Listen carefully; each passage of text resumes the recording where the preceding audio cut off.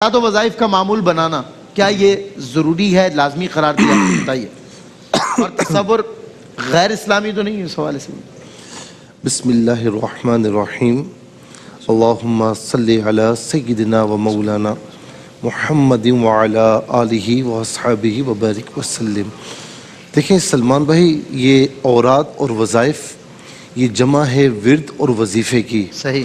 اور ورد اور وظیفہ کہتے اسے ہیں کہ کوئی جملہ، کوئی آیت کریمہ یا کوئی دعا بار بار ایک خاص تعداد میں پڑھی جائے، اسے ورد بھی کہا جاتا ہے، وظیفہ بھی کہا جاتا ہے.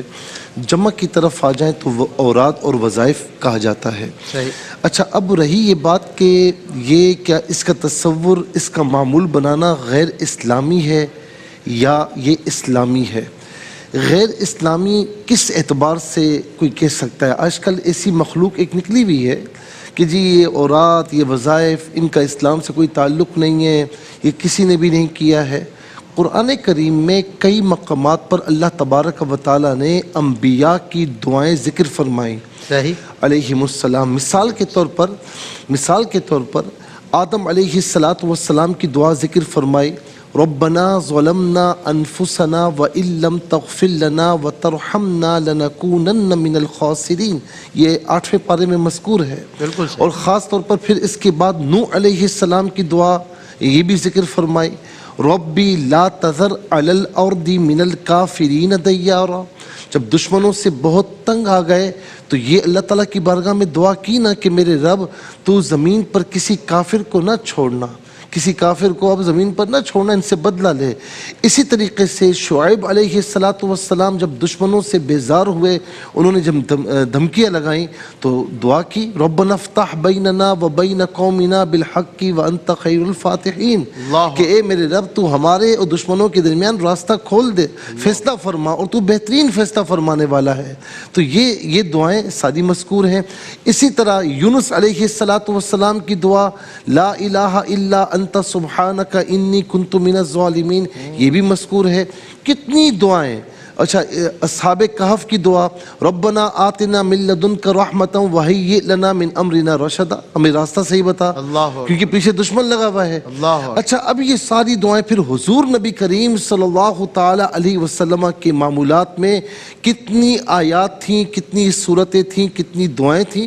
حضور نبی کریم علیہ السلام نے کیا یہ نہیں فرمایا کہ سورہ فاتحہ شفاء لکل داء، ہر بیماری کے لیے شفا ہے؟ کیا حضور نبی کریم علیہ السلام نے نہیں فرمایا کہ اپنے گھروں کو قبرستان نہ بناؤ، کہ جس گھر میں سورہ بقرہ پڑھی جاتی ہے وہاں شیاطین نہیں آتے؟ اس کی آخری 2 آیات جو ہیں، آخری آیات، اس کے بارے میں فرمایا کہ جس گھر میں پڑھی جائے 3 روز تک تو وہاں شیاطین بد اثرات نہیں آتے. سورہ فلق اور سورہ ناس کی جو تعلیم کی گئی ہے، یہ تو ہے ہی جادو، کسی پر جادو ہو جائے تو اس کے توڑ کے لیے اسے پڑھا جاتا ہے. اور حضور نبی کریم صلی اللہ علیہ وسلم پر جب ایک معاملہ ہوا تھا، جادو ہوا تھا، تو جبریل علیہ السلام نے آ کر یہ سارا پیش کیا کہ جی جادو کا سامان رکھا ہوا ہے. لبید بن عاصم اور اس کی بیٹی نے جادو کیا تھا.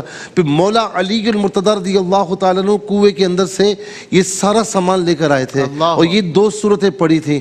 کہنے کا مقصد یہ ہے کہ یہ سب اسلامی ہے، لیکن بعض اوقات اسلاف کے معمولات میں ہوتا ہے کہ جی اتنی تعداد پڑھی جائے، یہ ہے وہ ہے، یہ تو صحیح ہے.